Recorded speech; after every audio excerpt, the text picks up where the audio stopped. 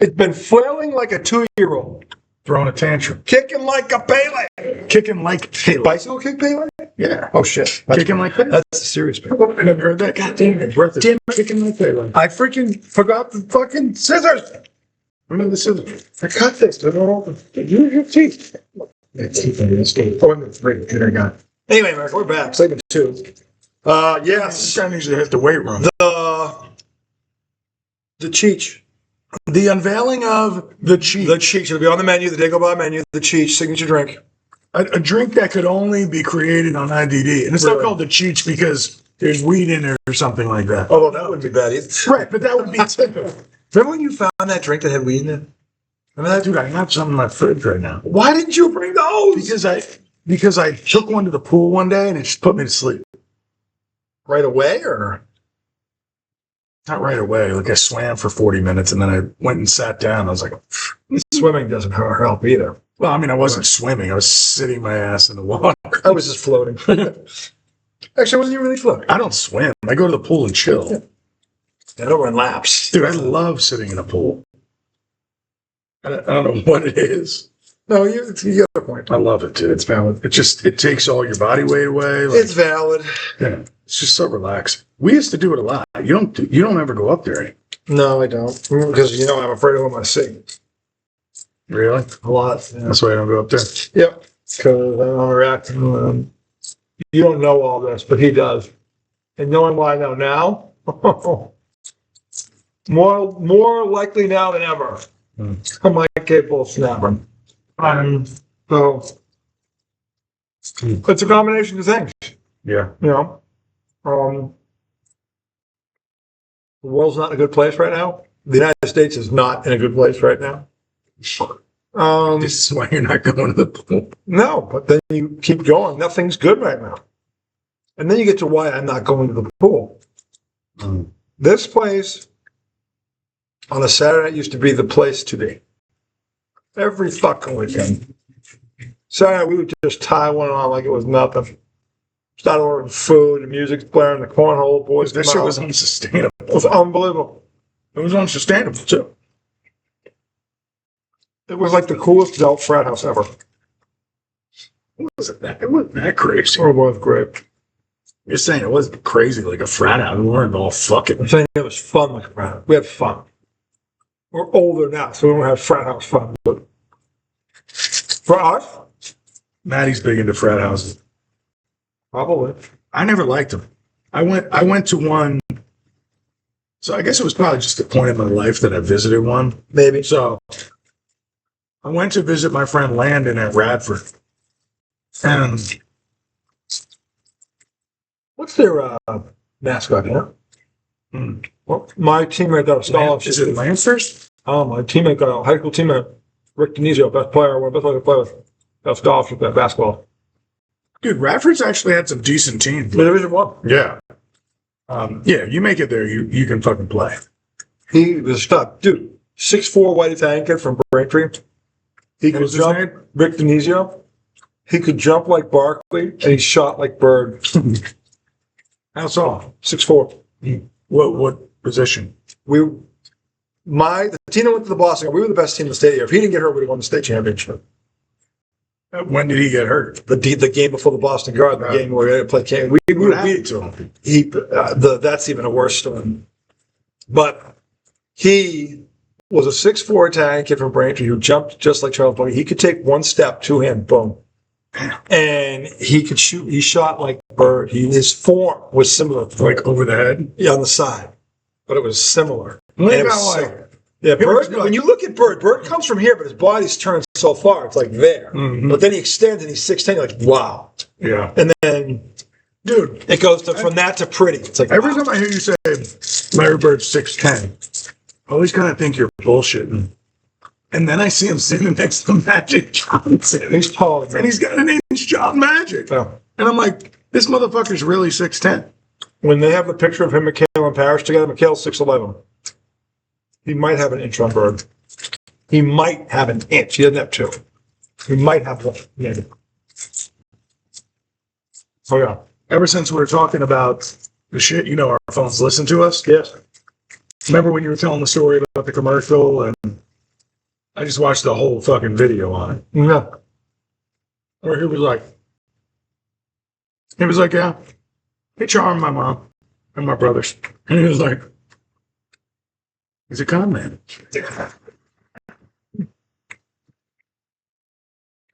He made it. That is the greatest rivalry you will ever see. Those two. Yeah, because they came along at the perfect time.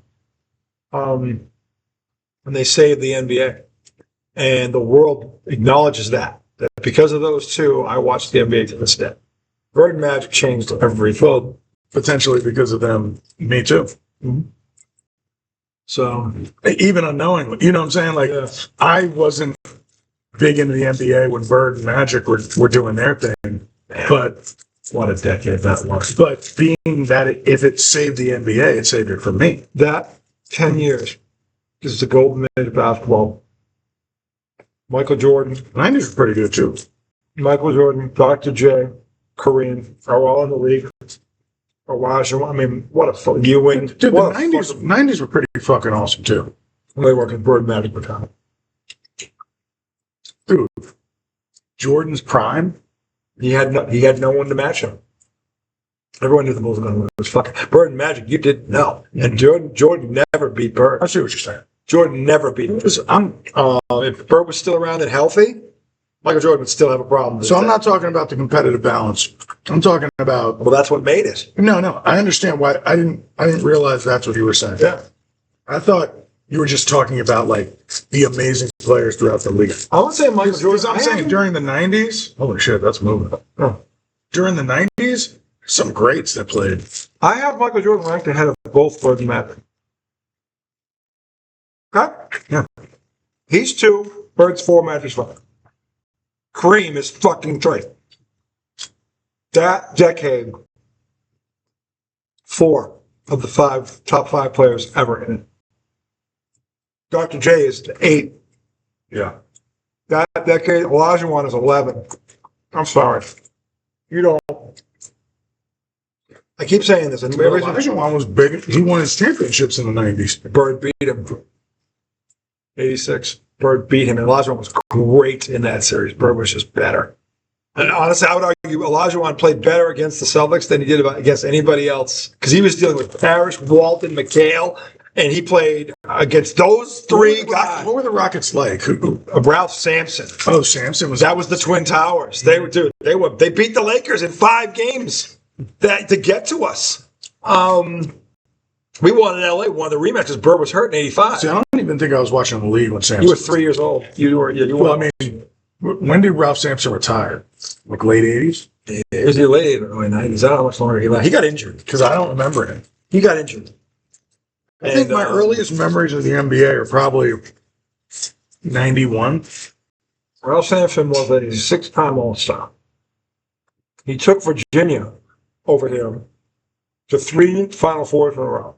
Did they win a state title? I mean, a national title? Nope. He won College Player of the Year twice. And then he went to the NBA and made 6 All-Stars. And if he didn't get hurt, he was a freakish athlete. 7'4", could dribble. He would lead the fast break at 7'4". Really? I think a lot of people in women, yeah. Like, we've seen this guy. Now, Sampson wasn't Sampson was tougher. Sampson wasn't the shooter, but Sampson has a post game, which this guy doesn't. Sampson was much tougher. Oh my God, Sampson would have kicked the shit out of this guy. Defenseman Sampson could go out and guard. He was also a very good defender before he got hurt. He could guard 5. Sampson was underrated. And because it was Bird, Parrish, McCarron, Walton versus Olajuwon and Sampson, for being honest. Right. And no, Olajuwon and Sampson's great aren't beating Bird, Parrish, McHale, and Walton. Bill Walton, before he got hurt, won a league MVP, a world title in Portland. Their only one. He beat Dr. J in the finals, who was the reigning league MVP when he beat him. Dude, I just recently watched some Dr. J highlights. God damn. Yeah.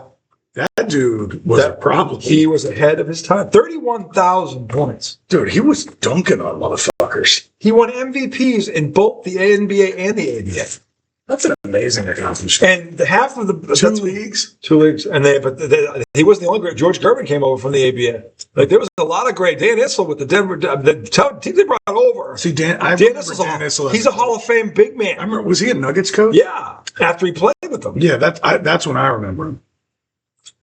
Dan Issel would battle Kareem. He would battle him. He was the one guy. He was a center. He was the one center out there other than Ralph Sampson and a lot who could give Kareem any problems because all the talent was in the East. Dude, Moses Malone. What one was in the? He won the league MVP. He was with when Bird won his first one, 81. He beat Moses Malone at the Rockets. And then Moses went to Philly and teamed up with Dr. J. Moses won the league MVP. You knocked Dr. J. and Philly swept the Lakers in the finals. That's their last title, Phillies. 83. That first put with the Lakers, the Sixers, and the Celtics, all heavyweights. Just fucking heavyweights. Those teams are loaded with fucking Hall of Famers. This is ridiculous. I don't. Yeah, nothing of the 90s, nothing. No, nothing. Nothing has touched it. 90s was a good decade. Nothing has touched it. I think 2010 was all right. No. The Lakers. I'm not saying it touched the 80s. No, I'm saying the 80s is. I'm just saying, the 80s is the gold standard. There's nothing's better than that. If you wonder what was second, and you want to debate the 90s and the 2010s, maybe.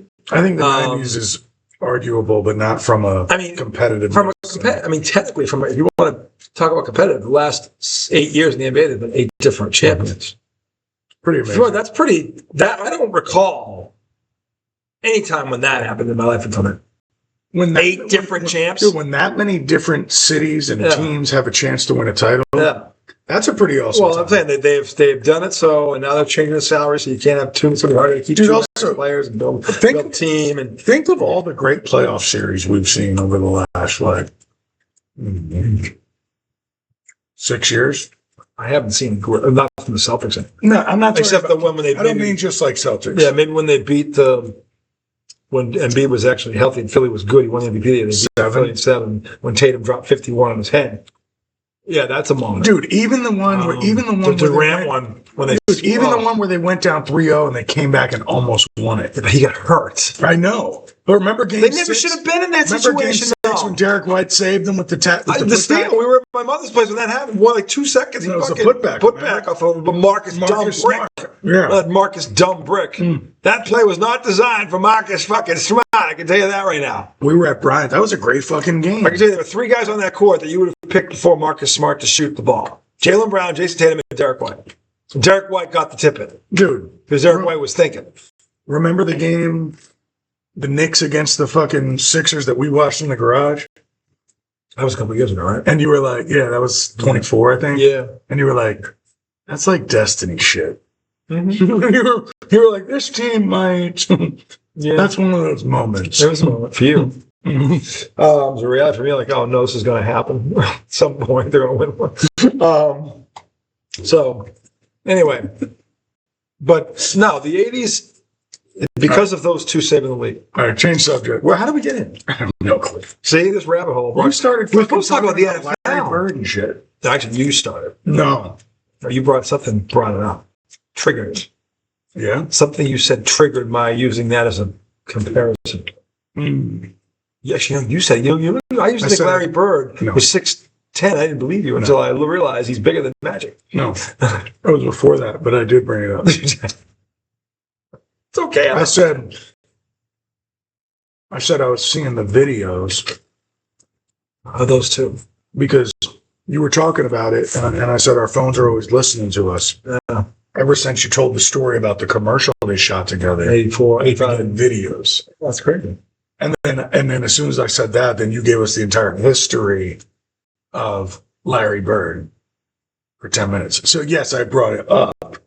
But you just you went on that Larry Bird soliloquy. You went down the Larry Bird rabbit hole. I basically opened the gate and said, RJ, go get the those empties. What's that's a okay, throw that in the bag. Just be able to trash here. No, I'll be happy. I'm very blessed. I'm very spoiled that I have rabbit holes that are named Bird, Brady, and Ortiz. And that's before you get into Marvin Hagler and some of the other. I've got some rabbit holes that I know a sports fan deserves. Be the first time. I've seen icons in all of my, even Bergeron. I mean, I've been fucking butt-ass lucky. Dude, I'll say this. Butt-ass lucky. I'll say this. I don't have a lot of titles, but the ones I do have are pretty special. Of course they are. I mean, the helmet catch, the Manningham catch, both of those, you know, in the setting of like Eli and Coughlin versus Manning. I mean, sorry, Brady and Belichick. Yeah, and the thing is, in their 9 meetings, the Pats won 6 of them. And it was just 2 of the 3 were in the fucking Super Bowl. So Eli, like, actually, Eli's 3-6 against Tom. And, so, which makes things even more improbable. But in the Super Bowl, he'll do a... The thing is, Tom Brady didn't play bad in those Super Bowls. No. He played well. He just didn't. One thing, if Brady threw had a loafing, he did. Man, he played well. And the second one, he loafed a bit. Well, I thought Welker got both hands up, but that was a hard throw. No, I'm talking about the safety on the first drive. I thought that was bullshit. That was bullshit. He was fucking grounding that. He threw it. The receiver fucking fell down. No, the receiver dead center. Yeah, deep because the guy was really running a pull. He fell down. I thought that was a bit of a loaf on it. I didn't see the guy fall. The guy fell down. They show the end zone angle, and the guy's going, "Well, what about that guy?" Because saying there's no receiver there. Yeah, because he fucking fell down. He's right there on the 45-yard line. You see the ball sail over the fucking 50. There's nobody in the camera. Yeah, because the guy who fell down is like 2 feet off the camera now. What were his numbers in that Super Bowl? He threw for 291 or 297 and 2 touchdowns and 1 pick. I picked him off. I don't know. He had 1 pick. He had 1 interception. And when was that? It was in the first half. I think it cost him a chance to take a double-digit lead. Yeah. What, they could have gone up 10 or 10 or yeah, they could have. But if he had not, they were driving, he did it. It's very un-Brady-like. Because I can count on one hand the time Brady actually did that. And that was one of them. Yeah. So, but he came back and threw a touchdown after that. And then he missed Welker in the seam. Look, I love Wes Welker. He's got some of the best hands I've ever seen. That was a hard catch. I played receiver. At 6'4", if I was fully extended and you're falling backwards, and if you get both hands, you're going to hit the ground. It might knock the fucking... That's a hard catch. And Brady, I thought... You mean the one he dropped? Yeah. The only one but he dropped it on his hands. Yeah, but he was falling down. Like, he was high. Like, Welker had to jump to get it. Yeah. Like, he should Brady over... And again, it's a hard throw because he's short. Welker's not tall. Welker's 5'8". If the guy was even a 6-foot receiver, that wouldn't have been a problem. But you're trying to adjust against that defense and make a throw like that in the seam? It was Welker. I don't think... If it wasn't Welker, I don't think he would have got his hands on it. Mm-hmm. At that height. I can't imagine at that height that could have... So you think Welker's so good, people just expected him to make a catch that was like... Well, Brady's so good, they can't believe he would have made a mistake like that. Because it's rare. I kind of want to... Sometimes I've seen Brady do that. So it was rare occasions. But when you're 98%, I mean, shit. I'm saying, that's what happens. Look at Brady's numbers in the 10 Super Bowls that he played in that he won 7. Go look at his numbers in the 3 losses. That's Jordan. He didn't cost them the game in any of the losses. Brady was the football equivalent to Jordan. Yeah, he did. It was like Russell. You knew. I know. Winner, Russell. For what we saw. But I mean, we never saw Russell. Yeah. Yeah, but for me, in terms of like when crunch time came, you just knew. Yeah. That guy was going to actually come through. The Atlanta comeback is. I don't know that you'll ever see anything like that again.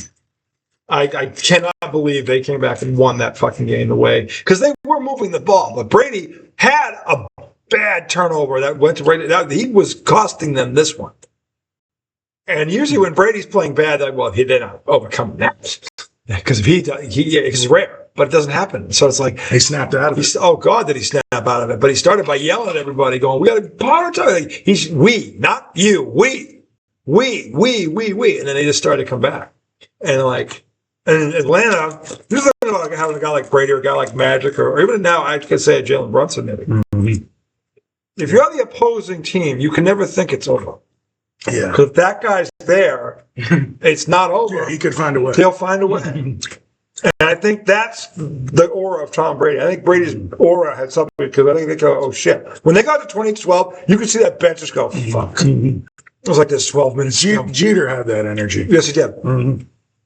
He did. So did Duncan. So did Kobe. So did Bird, Magic, Duck. You had a guy like that. Mm-hmm. Patrick Mahomes does this. Yeah. It's never over. here. Yeah. He's not dead yet. No, stick it in his head again. He's not dead yet. No. That's true. Is there anybody else in the league like Patrick Mahomes right now that can say they're like that yet? He's got 3 Super Bowls. He's the only one, right? He's the only one. I mean, Jalen Hurts has one. I like him a lot. Jalen Hurts is still so doubted. He outplayed Mahomes twice in the Super Bowl. Yeah. He And the defense showed up. He won both. He played better. But he still outplayed him in the second one. Yeah. He doesn't get enough credit. And we're going to find out because he just lost A.J. Brown. So now we're going to see what he does with this kid they drafted. I think the other kids, I think Devontae, Smith is a stud. This is what I can't make of Jalen Hurts. Whenever I see him play the Giants, I mean, it looks like a great fucking quarterback. Mm-hmm. But so many people think he can't play quarterback. I do. He's in my top 10. He's not in ESPN, but he's in mine. I know. That's what I'm saying. Is it him or is it? I think because he's always had a great supporting cast around him. And he's never lacked for anything. Well, yeah, look what he's got around him. Like, he hasn't had to do what Brady did or what Mahomes is trying to do now. Win with less around you. You have to now carry them. I saw Brady do it for a long time. Like, every 3 years, his receiving corps would swap out. Like, who the fuck are these guys? And So you think the judgment on Hurts right now is you haven't won enough? I think because of what he's had around him, I think he should have won at least one more Super Bowl. Mm-hmm. Now, again, if his defense had shown up, he'd have 2. I mean, he's been to 2. He's been to 2. He should be 2-0, for being honest. So, I mean, look, I don't think it's fair. I don't think that's fair to judge him that way. I would take that kind of consistency over what the Giants have had for the past 15 years. Yeah. I mean, they're a threat every year. They're a threat this year. Yeah. A lot of people have winning the NFC East. So, would it surprise me? No. I think that's the best guess. Yeah. They have the best roster in the East. And he is a top 10 quarterback. If you can go toe-to-toe with Pat Mahomes, Tom Brady did it, this guy did it. You're legit. He is legit. That's how I judge him. All right, who have you done? How have you done against this guy, though? You know? So, all right, so who's the next guy in the NFL that could beat that? Scary. Drake May. He only threw 8 picks last year. How many TVs? 31. That's year Such 2. an arrogant asshole. That's year 2. You're like 31. I mean, it's a fact. I can put a little masshole spin on it. Doesn't mean it's not a fact. He only threw 8 picks last year. I'm like, how many TDs? 31. He like walked back on it like he just hit the J. He also had 5 rushing touchdowns. No, wait. I'm sorry. He had 6. How many rushing yards? He was over 500. Yeah. Then he had Stevenson and Henderson, and no one's fucking talking about those 2. I mean, see, I don't get it. Yeah, that's weird. I don't get it. And we're talking about the NFL, and I think the Giants should be underrated too. And people keep saying it. I think they might start getting overrated. Here's the thing. They're not overrated. We're talking strictly from a talent perspective. What is this team capable of if it stays reasonably healthy? That is a fair question. If I say that, if I think they can go 10-7, and by the way, there was an ESPN guy that said what I said, 10-7. So I'm not off my rocker with this. That guy was a football player. Mm-hmm.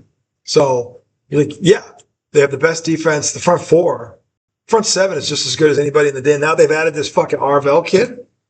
Or what's it, Lucifer? What's his fucking name? Damian Sainton? What's his fucking name? Arvell Reese. Arvell, fuck, that ain't fucking a football name. Nothing is. Arvell Reese. Fuck that shit. Just hearing that would make me think it's going over the middle twice. And I was a big receiver. Like, who's out there? Fuck that. I'm running out. Sideline patterns the whole fucking day. Don't you dare call that Seaman. Don't you call it. Because you always go back to the hollow and go, okay, asshole, why don't we switch for you fucking go down that field? Let's go see what happens to you, motherfucker. That's why QB never says shit, because that's what the fucking receiver will say to him. I'm running out. I like that. Yeah. I'm gonna fight me if an Arvell Reese is in the middle. Yeah, fuck you. Fuck you. I want to live. So, you think that, trust me, the Giants' opponents aren't sleeping on them, but everybody else, I think, is. I mean, the second preseason game, okay, I watched the whole thing. They fucking bitch slapped me. Their backups bitch slapped me. I mean, Ben. Yeah. Fuck off.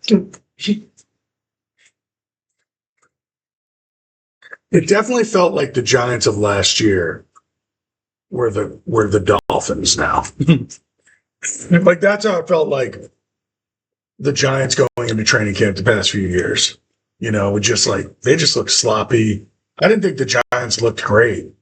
The Dolphins just looked bad, I felt like. The Giants are a very young team.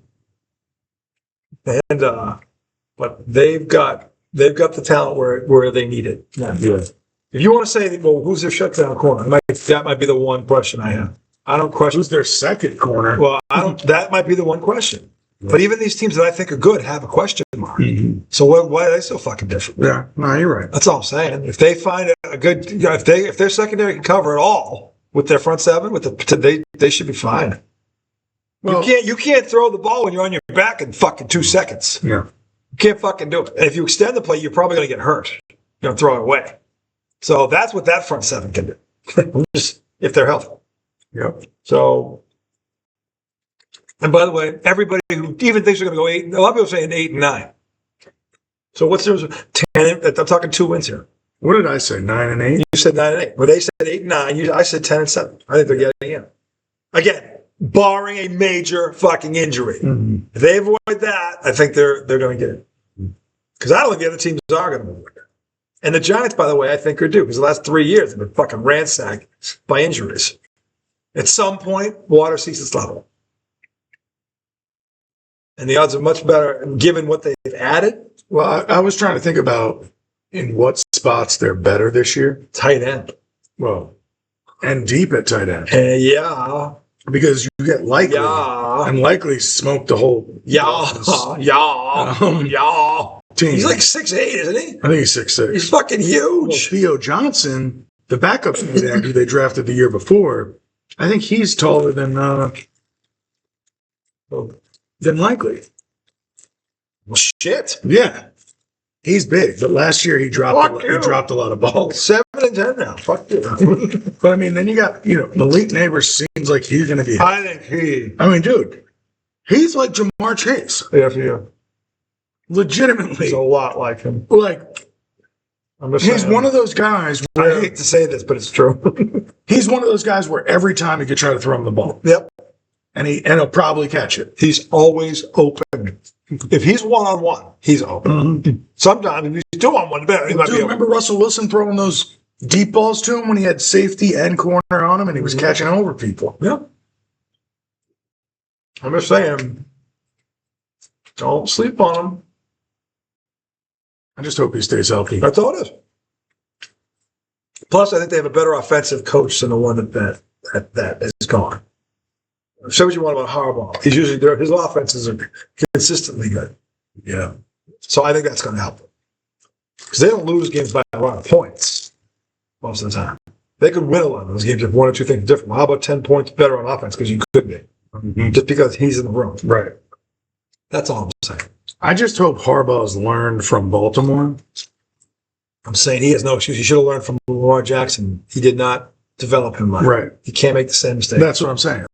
To be there that long, and no way they shouldn't have won a Super Bowl. I hope he's learned. Maybe 2. So, but I'm sure there's things on his side and Lamar's not perfect. I think, but Lamar can't just go. He wasn't developing. Lamar's just as culpable in this. What I'm saying is, for that to rein that guy in, coach has to be a certain type of dude. Mm-hmm. That's all. I don't think Jackson Dart, for the record, thinks like Lamar Jackson. No. He's confident. Lamar's border cocky. He just talks like his shit don't stink. Mm.